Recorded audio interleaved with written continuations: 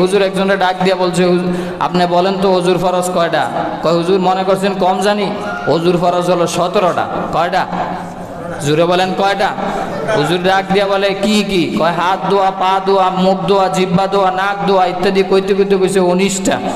হুজুর ডাক দিয়ে বলে বললেন আপনি 17টা, আর এখন বললেন 19টা। কয় হুজুর আরো জানি, বলি না শুধু আপনাকে হুজুরের বয়ে। নাউজুবিল্লাহ কইবেন না? এই হলো আমাদের অবস্থা, হালত। আমরা ওযু জানি না, গোসল জানি না, জানাজার নামাজ আদায় করতেছি কিন্তু সে পবিত্র কিনা সেটাও জানে না। আল্লাহু আকবার। তাকাইতে আছে উপর দিকে, নিজের দিকে, অথচ সে জাতির নেতা। এরকম নেতা আছে না নাই? আরো জোরে বলেন আছে না নাই?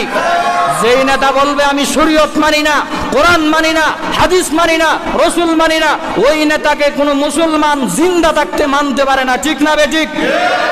যদি মানো লেখা নাও, হাতে কলমে লেখা নাও, তোমার নামদারি মুসলমান হইতে পারো, তোমার নাম আল্লাহর কাতারে মুসলমান আর নাই। ঠিক না বেঠিক?